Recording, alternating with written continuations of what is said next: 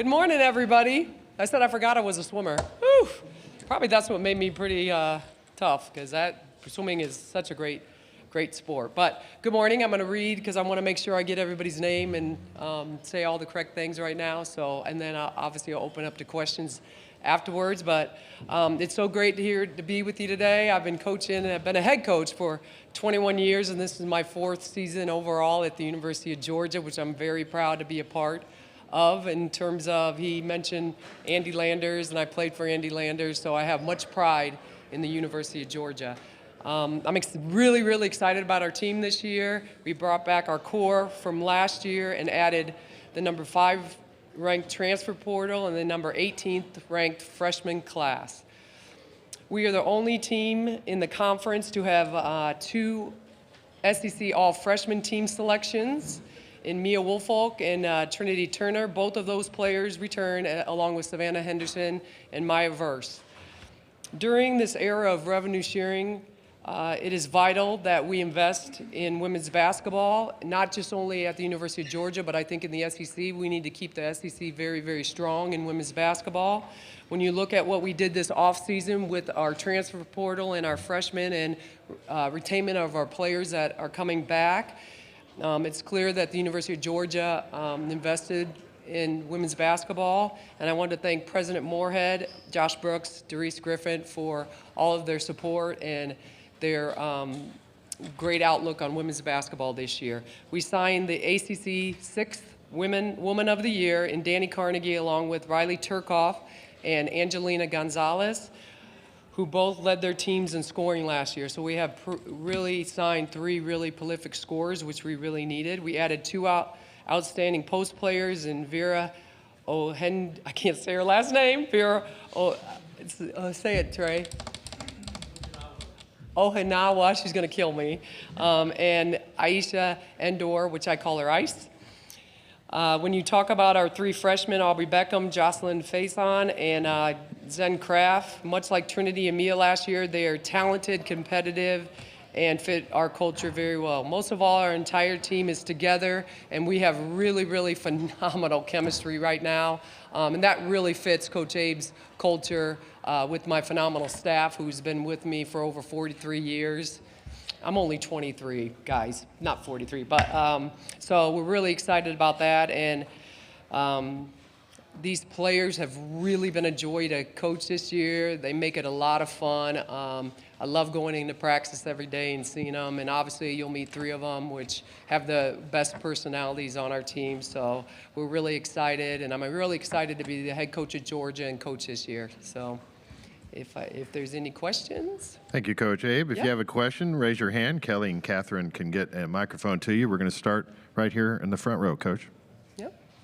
Good morning, Coach. AP Stedham, AP as we see it. Coach, how do you coach your daughter? What do you mean, how do I coach her? Well, there's many ways to coach players. Yeah. Are you let the assistants give her the bad news and you Yep. give her the good news, or vice versa? I mean, how do you coach your daughter? Well, there's two different concepts there. I think that once again, my staff has been with me for a long time, so they've known her since she was 6. You know, and Tani Valerio was there when I was pregnant with her, when I coached Tani Valerio at Missouri State. So she kind of knows the culture, and so it's not like every day I got to yell at her or do something and push her, because she already knows the expectations. So the expectations for her are there. Sometimes I got to yell at her more than everybody else, and sometimes the coaches do that for me. But you know, we never have to really turn up her intensity. She gets that, and my philosophy is be a great teammate, work hard. Obviously talk, and she has a really good basketball IQ, so she already knows how to do that. But Nikisha Sales is her position coach, so probably Keish yells at her the most, and maybe Iso Kitnuzamare. But you know, it's great. It's great to have her on the team, and she's actually been voted one of the leaders on our team, so that tells you a lot. Okay, we'll go over on our left-hand side, 3rd row. Head Coach Jordan Hill, Dogs 24/7. You talked about the transfer class, also the high school class you brought in. What was the message that you were selling about Georgia basketball that you feel like resonated with the newcomers? I think family and my coaches and the players, but also the tradition at Georgia. I mean, obviously I played there. Georgia's been to 5 Final Fours, won SEC championships. I actually won one of them when I was at Georgia. So, we have probably 24, 25 WNBA players, and we have a lot of significant alumni. And so I think a lot of these players that did sign at Georgia, they want to be a part of something special. Not one of them. They want to be maybe the reason why also. So, I think that really helped us getting Danny Carnegie. Coach, we'll go straight here in the middle, third row. Coach Wilton Jackson, the 9 Hoops. Which players do you see stepping into bigger roles or leadership positions this year based off of off-season development? Bigger roles? Danny Carnegie, for sure. She's probably going to have one of the biggest roles. Obviously, Trinity Turner and Mia will continue to have a huge role. And Riley Turcoff, for sure. She was the leading scorer at Wake Forest. So we've brought a lot of scoring in the portal. So I think, and obviously our freshmen are going to do a lot of intangibles. I think Maya Verse is going to be like an Angel Reese. She is one of the best rebounders in our league. And then obviously Savannah brings I call her a sniper, like she's a shooter. So what that does for us is space the floor for somebody like Mia. Vera, that we brought from Arkansas, she's special. Mike, I see Mike back here. She was at Arkansas with Mike, and he did a great job with her and just coaching her and teaching her, and she's one of our best post defenders. I mean, she can really guard, so I'm going to give all that credit to Mike back there.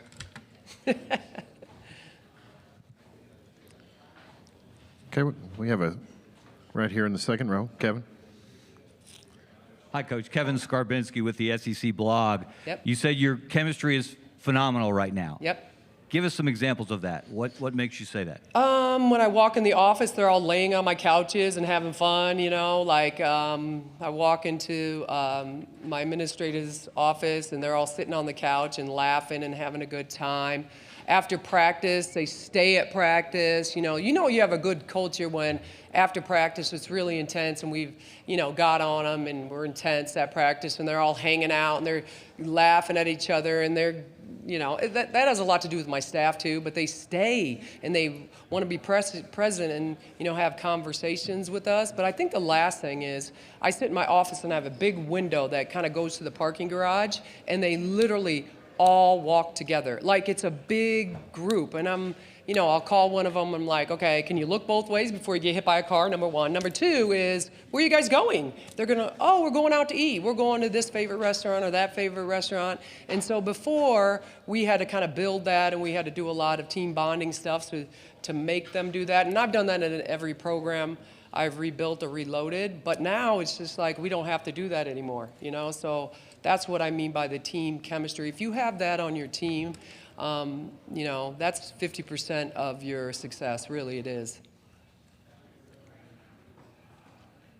Questions right over here in the middle, Anthony. Coach Anthony Dasher of UGAsports.com. I'd talk a little bit more about Danny and kind of how she's come in. Obviously, we know what she can do on the court, but just fitting in with her teammates, become acclimated to a new program. Yeah. I only knew Danny really from recruiting, and by the time I got to Georgia, she had already committed to Georgia Tech, and so I kind of watched her AAU, but I closed my eyes because I'm like, dang, it'd have been nice to get Danny. But, when she decided to transfer, one of the biggest things that I thought was really impressive with her was her family, and they really wanted her to stay in the state of Georgia, and I'm a big believer in, if you're from the state of Georgia, you should play for your school, right?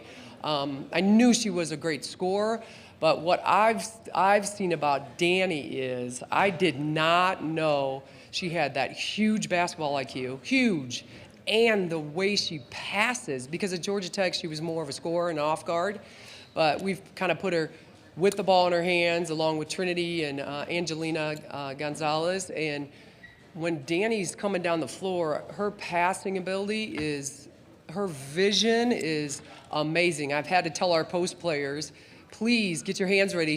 Danny's not going to look at you when she passes, so it's a lot of fun to play with her because she can see a lot of different things. She can get into the paint, and she can kick to the shooters on the perimeter. I mean, she just reads offensively so well. Obviously, defensively, we're really trying to turn her up so she could be a next level player. And she's super coachable. You can yell at her, you can get on her, you can push her, and she really steps up. You know, she doesn't drop her head, she doesn't get frustrated. Danny's super competitive. She hates to lose, and she wants to be great. We have time for one more question. If anyone has a question, raise your hand. Go up front here. Hi, Coach. Anthony Christensen, Whole Hog Sports. You mentioned Vera earlier. Just, what has she been like to coach, and where have you maybe seen the most development from her, since you got her on campus?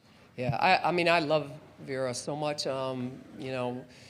Arkansas, Mike and us recruited her really, really hard, and I think it came down to both of us. And so when she got on, I mean, we recruited her for such a long time. I knew her already, and so when she came back and she's playing for us, I think one of the things that really stands out about her is her work ethic. She's a Nigerian kid. Her work ethic is huge.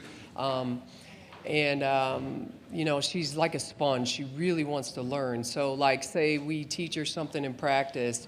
After practice, she'll stay and ask me a bunch of questions, and what did you mean by this, and how do you want me to do that, and, all those good things. And then when we watch film, she's really a sponge. And then we go out to practice, and you don't have to remind her what we just said in film. She actually really tries to do it. So that leads to a great player eventually, right? She's one of our hardest workers on our team, too. She really pushes herself. She's a phenomenal athlete. I mean, her athletic ability is insane. And, I think she played for the national team this year, her Nigerian national team. I think that really helped her, too. It helped her grow. It helped her play with a lot of WNBA players. So she got to play with some really high-level players. And so I think that really grew her a lot, too. Coach Abe, thank you for your time this morning. Thank you. Have a good day. Have fun all day long.